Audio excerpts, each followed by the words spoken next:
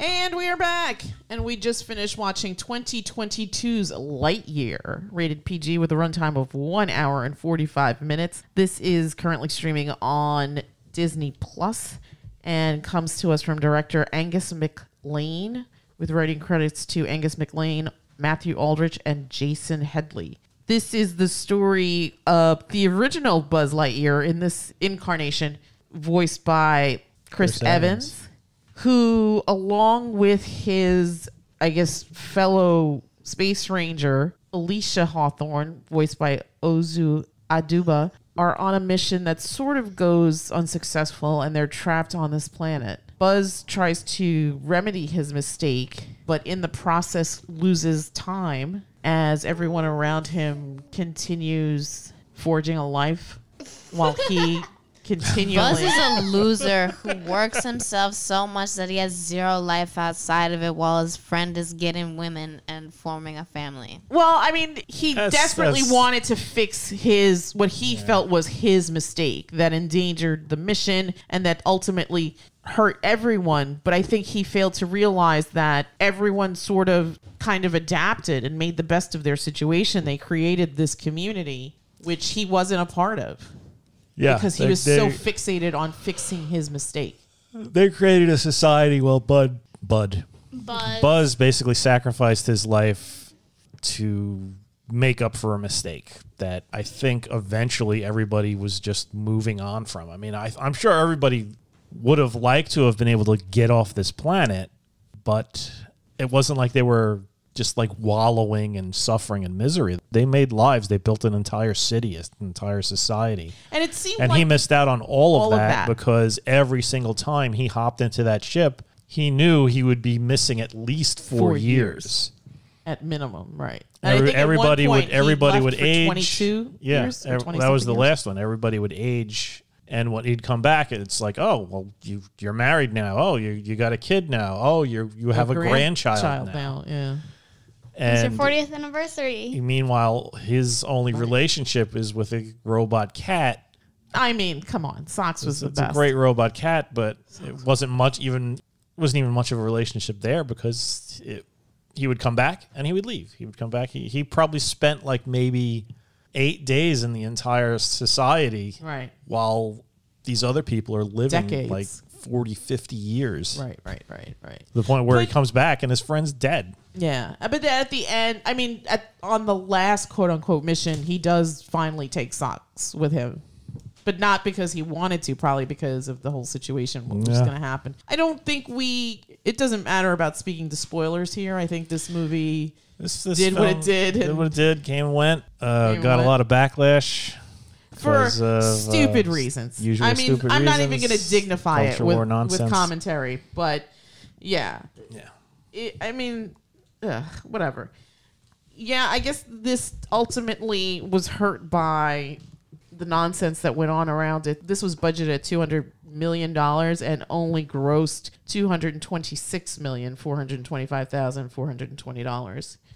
So I guess in the pantheon of Pixar / Disney movies, this is not a winner. Although it's too bad because I feel like it moved really well. I thought the core of the story, which had nothing to do with homosexual undertones or whatever the fuck people were complaining about. I mean, I've watched the film and I'm still not gay, so I don't know. I guess Disney failed there. I mean, yeah, that was the big culture war controversy nonsense that people were complaining about. I also heard other complaints about it that people just didn't understand. They thought that it was going to be a film about the toy. So they were kind of surprised when they went into the theater and it wasn't about the toy. It was about the movie that the toy was based on. Mm-hmm. And some people said that was a reason why it didn't do well. They were like, oh, where's Tim Allen? F that guy. So there was that, and I'm pretty sure, didn't this come out during COVID? So no, 2022 came out last year. Yeah, but people still weren't really going to the theater. No, they were going to the theater more in 2022 than they were in 2020. They were, but the box office has been kind of weird, especially right after lockdown started going away. Because go ahead. I'm sorry. it's just people got accustomed to, all right, I'm just going to wait for streaming. Yeah, and especially for a film like this, where all you hear, like the buzz around no pun intended, the buzz around the film is Pixar's lost the magic, and this is the downfall of Pixar, and they're gonna go woke and broke, and all this other nonsense, and it's not even about the toy, it's a fake sequel, and blah blah blah. No, you know I never heard a positive thing about this movie at all, and after watching it, I'm like, you know what? It was entertaining. Yeah, it moved really well, and I thought the bigger issues in the movie were really, really handled well. It's interesting that you said that. I think that has some truth to it, because I just briefly looked at when Top Gun Maverick, which was the film that saved cinema last year, was released, and that came out in June. So a month prior to Lightyear. Lightyear came out in June of 2022. So, and I think we talked about this when we were talking about the FNAF movie. There is no rhyme or reason why people like what they like anymore. It's just sense. Nothing makes sense. I think it's just whatever hits your fancy. Yeah. And FNAF was even more baffling because it came out in the theater and streaming simultaneously. Yeah. So hats off. So I never want to hear a studio head saying, well, we don't really make money from the streaming, because that's obviously bullshit. I think, unfortunately, social media played a big part in hurting this film, because I think that it came out June 17th of last year. This is now towards the end of school. Kids are on holiday break. I'm sure a lot of parents didn't send their children to the theaters or allow them to see this movie because of whatever nonsense filtered through from social media into their ear. Yeah, I mean, there's big parts of the countries that would let that sort of thing get to them. Yeah, which is unfortunate, because I think at the end of the day, this was a fun movie. It was exciting. There were moments of peril. All the voice actors were great. Wasn't a huge cast, which is nice, because then you can really focus on people. The kind of the hero's journey that Buzz goes through is really done well. And the movie is long enough that you could really invest in Buzz's character and kind of go on this journey with him and see how he's changed from the start of the film to the end of the film. I'm going to go around the table and get impressions. Olive G, you actually surreptitiously saw this movie on your own. Watching it a second time, did you still like it? Did you not like it? Yeah, I still liked it. You liked it? What did you like about it? I don't know. I just liked it. You just enjoy the story, right? Yeah. It was fun, right? It was a fun, good movie about friendship and space and kind of becoming adaptable to situations. I mean, that's a life lesson. I don't know. Obstacles. I don't know if any of that is picked up by Kid 2. By Kid 2 here. It basically was just a fun movie, right? Yeah. Okay. Who was your favorite That's character? what you could say. Just let us know why you thought it was fun. What about it was fun? The characters, the story, the jokes, the cat, the robots, the bugs. What made it fun? I just like the movie. All right, that's fine. Who was your favorite character in the film? Did you have a Socks. Socks was amazing. I wish we had a Socks. You know what? That would make life so much Disney, easier. get on it. Create a Socks bot. They ain't gonna do that. Oh my God, I would pay up to $2,000 for a Socks bot. Disney and Pixar are pretty much just like, we're never gonna touch that again. Really? That's so stupid. After all this nonsense. That is so stupid. After all this nonsense. They could really put the ALEXA like race competition on if they created a Socks bot that basically did that, but was cuter to look at. Yeah, probably. With like lantern eyes. Man, just on that alone, I would buy that. I'd get one too, but I don't think there's going to be much marketing material for this. That's too bad. This movie. That is too bad.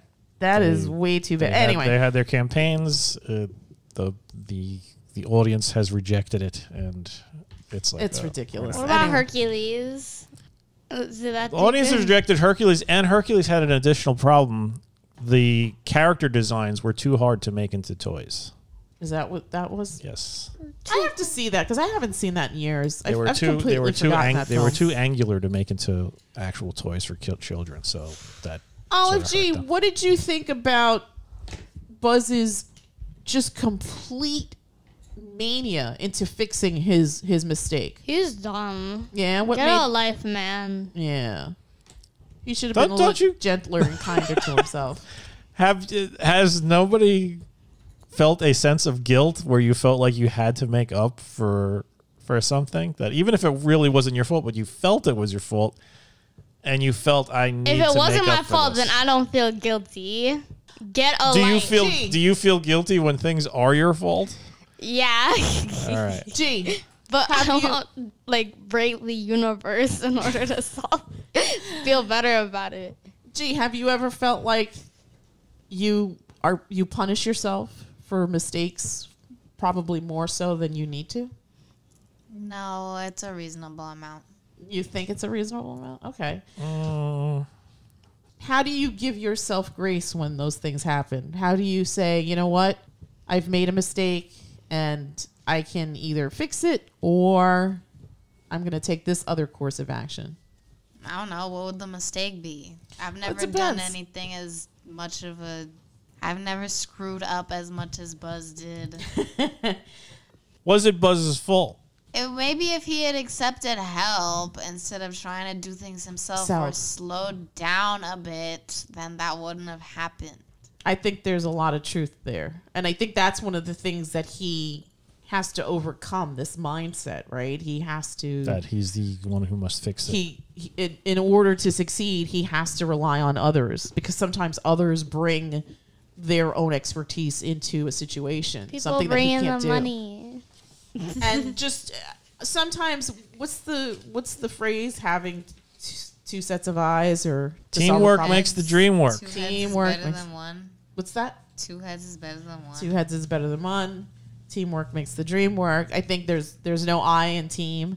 There's no I in team. So I think that's such a great story to kind of springboard into conversations, especially with younger children, where something like that, where it's like, I mean, especially with little kids, everything is emotional, everything is high stakes, and you kind of have to learn to accept defeat, either try to fix it or figure out a way to overcome obstacles. I think that those are all life lessons. And I think that it's so lovely that Pixar writes these really great stories and addresses these things that are just timely themes. No, lessons that need to be told. 'Cause Yes, absolutely. Absolutely. I mean, we grew up in a different thing where you had the hero Who was infallible. who basically did everything. I mean, sometimes there would be a sidekick, but they would be pretty useless Or comedic comedy relief or yeah. something like that. But it was like the hero, like Commando or Chuck Norris and Missing in Action or Rambo, where one man goes in And just wreaks havoc and destroys everything. All the bad guys, evil plans are ruined by that one guy, where the bad guy is just clenching his fist and saying something like, "Hawk, I'll get you next time," or something like that. well, I think the bigger commentary in those movies are that violence is the answer. Yeah, violence is the answer to all your issues. But here, obviously, it's a it's- little bit more nuanced and layered. You're showing kids that they obviously don't have to do it alone, and sometimes you need a helping hand, and the sidekick doesn't have to be an idiot. Although Mo needed to die. I Mo, feel like that was the I popular mean, it's not consensus that for the kind of family. movie, but Jesus, I wanted to kill that guy so much. Voiced by the lovely Taika Waititi. Yeah, just. Gee, what did you They think should of have Mo? just kicked him off I a was the cliff. first one to say that he should die. Yes.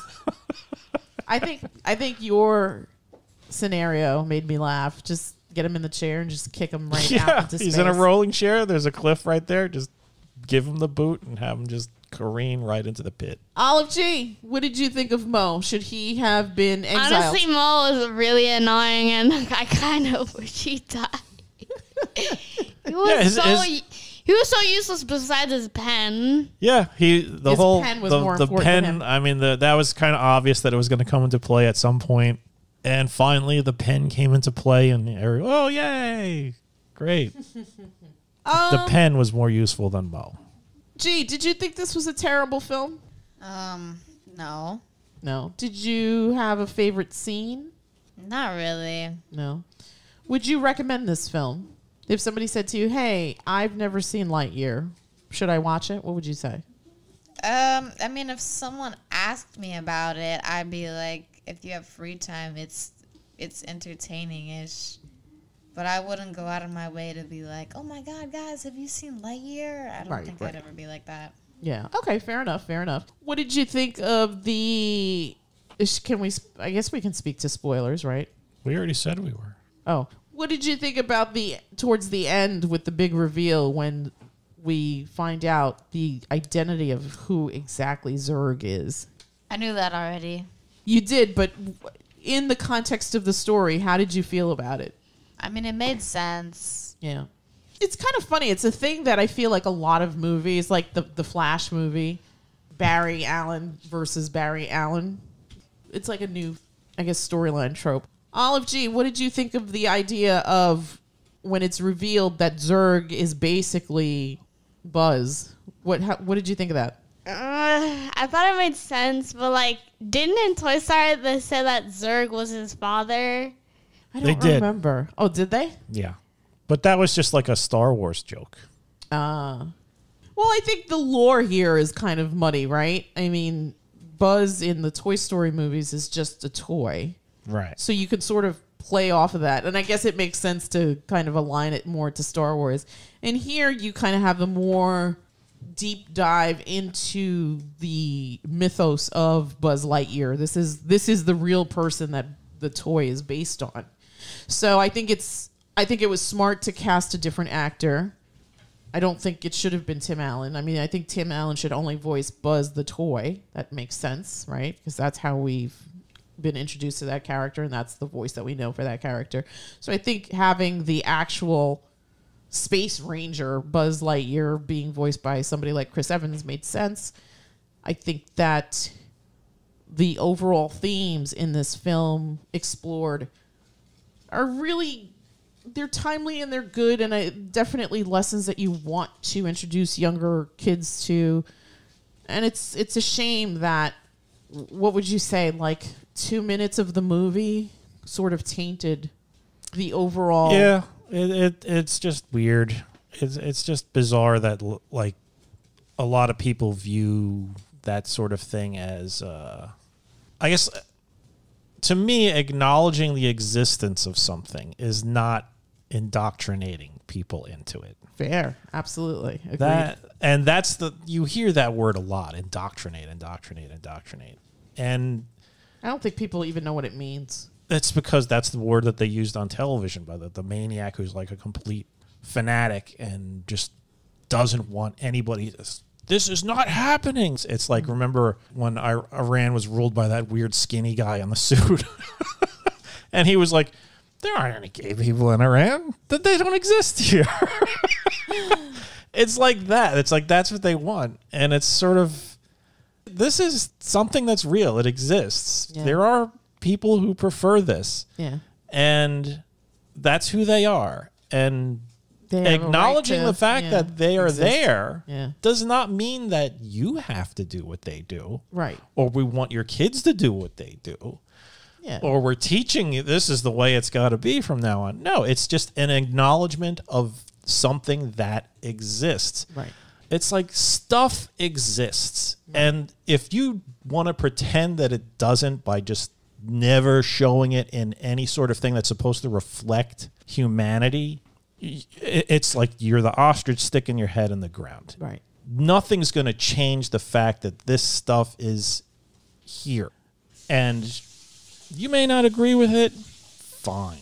Yeah. So long as nobody's getting hurt, right, just move on with your freaking life. Right. People like eating bad food. Okay, great. If you think that that's a bad thing, people shouldn't eat bad food, shut up. Keep it to yourself. Yeah. I want my pizza. I want my Reese's Mochi peanut donut. butter cups, mochi donut, whatever. Okay? It exists. Yeah. Accept the fact that it exists and live your life in peace. And I'm not trying to shove that bad food down your throat. Just know that it exists and some people enjoy it. That's a very, I guess, timid analogy. But it's roughly the same thing. And some people just can't understand it. They're like, oh, well, yeah, there's nothing wrong with eating bad food. There's nothing wrong with Two women forming a family. Forming a family. Yeah. It's just that's how it is now. And guess you're what? You're gonna see it more because now the people who used to be like really in charge and were like really vehement against it to the point of violence. Fortunately, those people don't have as much power as they used to. Right. And guess what? At least not here. I mean, Right, sure, I'm not talking about the rest of the world because that stuff still happens to the rest of the world. Right. There's still lots of hell. There's places where women are basically pets. Yeah. Okay. Yeah. We can't do anything about that. But if the fanatics would have their way, it's like why is that lady the boss? Why was Buzz Lightyear subordinate to that woman? You know what? I bet somebody was pissed off about that. Oh, I'm sure. Oh my God! I'm sure. And not only was she a woman, she was a black woman. On top a black of that, woman was ordering Buzz Lightyear around. a white Look at man. Buzz Lightyear's chin; it's so huge and manly. He should have been in charge. He should have been in charge. Yeah. I'm Yeah, sure. it's crazy. I'm really sure somebody probably got bent out of shape. So, question for you. So, how help me understand this? How does a show like Modern Family exist for years and years and years, in which one of the prominent characters is a gay couple with an adopted child? Right. That show went on for years, and yet you have one movie where you're introduced to a gay couple who have maybe a minute of screen time together. I think the issue is it's because this is actually geared towards children, and Modern Family is more for adults. I mean, it's not like adults like saxophone music and sexy stuff. It's an adult comedy. Little kids probably aren't. Saxophone music. What are you talking about? Greasy saxophone man playing a saxophone with all his muscles. We got to put Lost Boys on the list at some point. But yeah, Modern Family isn't really targeted towards children. But And it was on an early time slot. It was on. Wasn't It was on at an. like 10 no. o'clock at night. I'm not saying that. I'm just saying that it was the audience for Modern Family wasn't little kids. Like kids who All were right, watching fair enough. Craig of the Creek were not like, all right, Modern Family. How do you know? I would like to point out that in Craig of the Creek, there's a lesbian couple. Yeah, I mean, there Who you knows? And it's one of the main characters with the girl. Okay. There you go. And the episode... shush! I'm saying something. I'm making a point here. Okay. The episode where they get together is very cute and sweet, and I liked it. No. Okay. But what I'm saying is that Modern Family, it's didn't get as much backlash from these crazy groups because they didn't have that whole, it's indoctrination.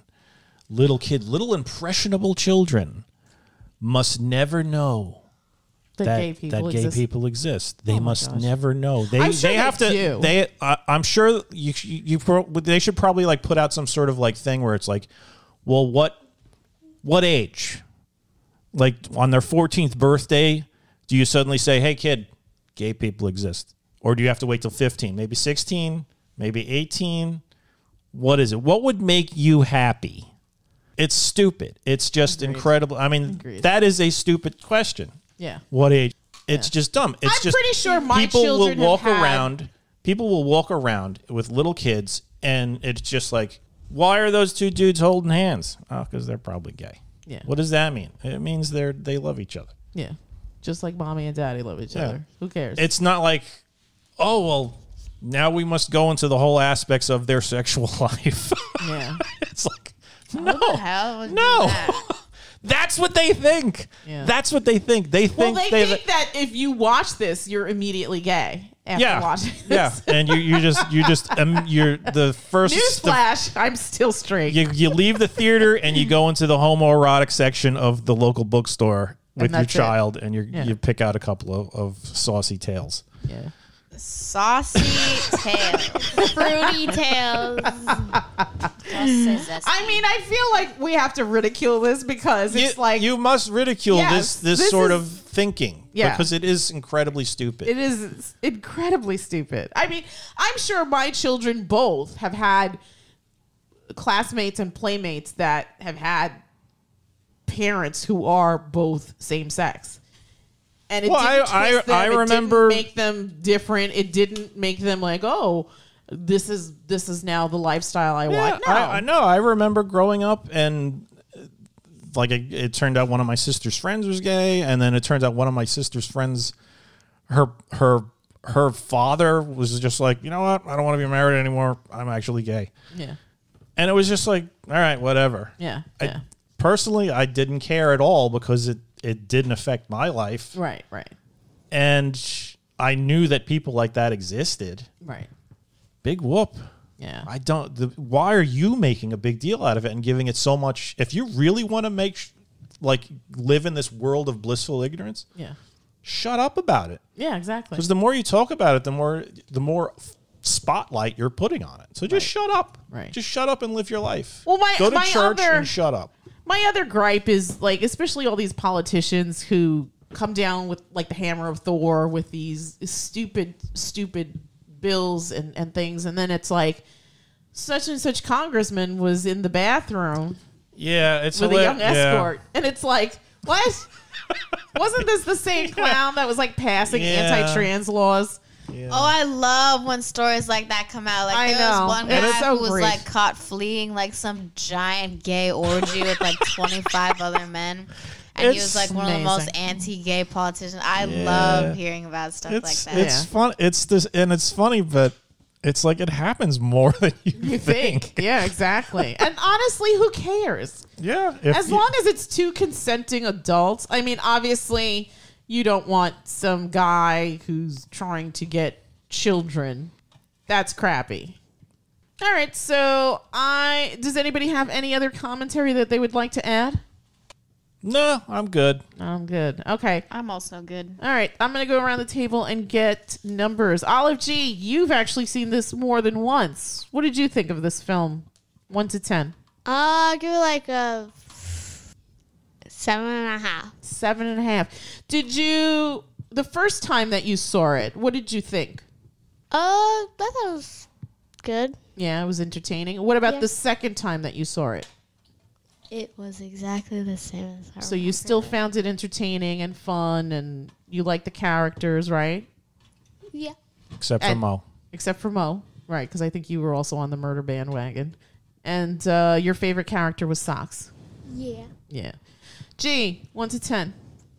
I'll give it like a 6. A 6. 6.5. It was entertaining. 6.5. This was your first time watching this film. What did you ultimately think was the core message here? Don't waste your whole life fixing one mistake and cut yourself some slack. Excellent. Very good. I think that's great. Yeah. I think that's ultimately what the story was about. Did you feel? I'm going to go to you. What your number? 1 to 10? I give it a 7. A 7. Mm-hmm. What did you like most about it? They really upped the visuals. I mean, this was beautifully done. Yeah. Like Pixar has come so far when it comes to their animation, and this was really nice. Like everything looked fantastic. The Zurg looked amazing. Yeah. The uniform, the Buzz Lightyear spacesuit, the way the light would glint off the glass of their helmets. Yeah. I mean, the attention to detail on here is amazing. You know what? I'm glad you said that because one of my favorite scenes was when Abby goes from one spaceship to the other. Yeah. And you see stuff like Izzy? that. Izzy. Oh, what did I say? Abby. Oh, Abby. what movie am I thinking of? We just FNAF? saw something. That's right. There was an Abby in FNAF. So this was Izzy. Absolutely correct. Voiced by the lovely Keke Palmer. Yes. When Izzy, thank you, G, for correcting me. When Izzy goes from one ship to the other, like that whole sequence was really, really well done. And you see that in other like sci-fi space movies. Mm-hmm. And that was beautiful. I agree with you. Again, space is sexy, but terrifying. And I think they made a joke about that here as well. Yeah, space is terrifying and horrible. Yeah. I would not want to go to space. Did you, as a follow-up question, did you feel yourself indoctrinated by this film? Yeah, I'm leaving you. I'm going to go find some guy in a thong or something. Big chin, like Buzz? Big beefy chin with a hole in the tip of it. No, that's ridiculous. Yeah. This is a kid's This is a movie. kid's movie. It's a fun movie. Oh my God. It shows that gay people exist. Get over it. Get over it. Yeah. It's not even they showed us deep, intimate conversations between they may have just been photographs for all the interaction all the gay interaction that occurred in this movie. Yeah. Whatever. Yeah. I'm tired of talking about that. I also, something that you said that I also want to highlight. Yes. If we go back and watch the first Toy Story, the animation is just crazy rudimentary it's so and Stone Age compared to basic. this. Really Especially- bad compared to Especially people. Yes. Oh my God. The bully kid. Also, Yeah. the bully kid's dog. The Yes. bully the kid's first Toy dog. Story looks nothing like the fourth one. It's like No, not at all. So bad. It's so funny though. But the story still holds up. The story holds up. still It's lovely. It's a great story. Yeah. You know what? It's kind of funny. We've had conversations recently about rebooting properties. I would love for them to redo Toy Story, but wait, exactly the same,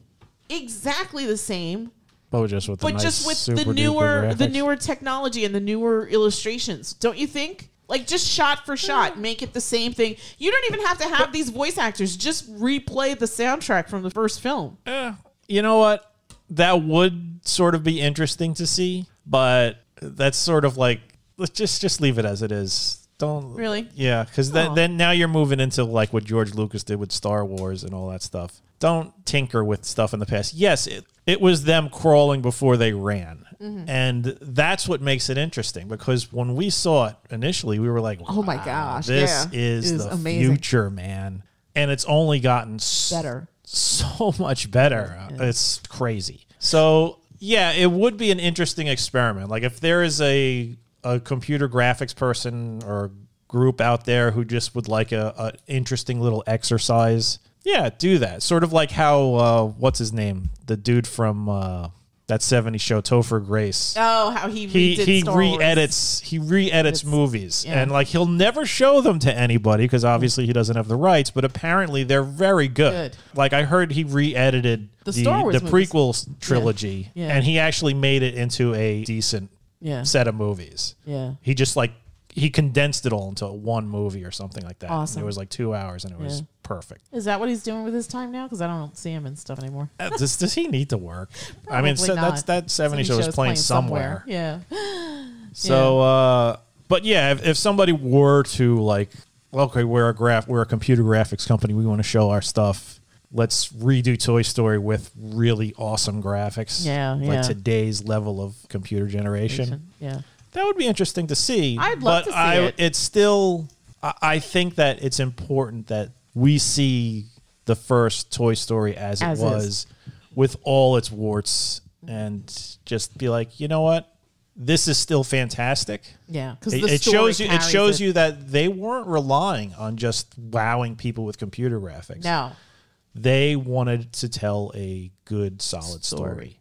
And they do. And that's they do. a movie that you can watch And now, that- and even that's with why- those special effects, Yeah. and still be impacted. Yeah, that's what stands the test of time. I mean, Storytelling, yeah. there are plenty of films that we grew up with where the special effects are like, oh, that's so fake. Look at Terminator when the all his skin finally comes off and it's that Ray Harryhausen skeleton Yeah. moving around. That looks terrible. It doesn't look terrible. It It's just so it bad. Piss on my childhood. It's so terrible. it looks dated. Yes. But at the time you were just like, Wow. oh my God, that's awesome. Yeah. Yeah. That movie gave me agita. Yeah. Watching So it in the theater. I think let's just keep things as they were. Okay, yeah, it would be cool, but no, let's just keep things as they were. Olive, what did you say? 7.5? Yeah. G said 6.5. You said what? 7. 7. I'm going to give it an 8.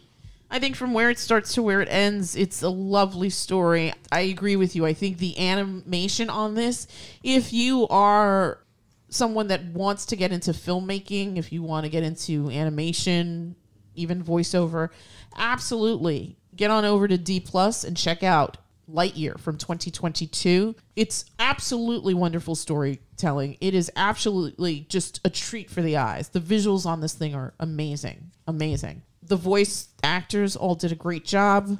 And I think the crux of the story is just fantastic. I think it's a shame that people let Fox News commentary cloud their judgment and basically tell them how to live instead of experiencing life for themselves. Sort of like Buzz. I mean, you missed out on a good movie. You did miss out on a good movie. I highly recommend it. I have kids. I don't have a problem. And even if my kids were younger, I wouldn't have a problem showing this film to them because it's my job as a parent to supplement these storytelling experiences with my own parental guidance and tell my children, guess what? Izzy had grandmothers that were in a loving relationship, had a son who then became her father, and were basically at the end a loving family. So absolutely, if you haven't seen Lightyear, we highly recommend it. We think it's great. Do yourself a favor, go on over to Disney+. It's, again, rated PG. There's nothing objectionable in it. It's 1 hour and 45 minutes. This is from last year. It unfortunately didn't do the box office, and I'm sad that we will never see a sock spot. I would like to put that in the suggestion box for Disney, a sock spot. All right, and that's it from us, and we will bid everyone a good night. Good night. Good night. good night.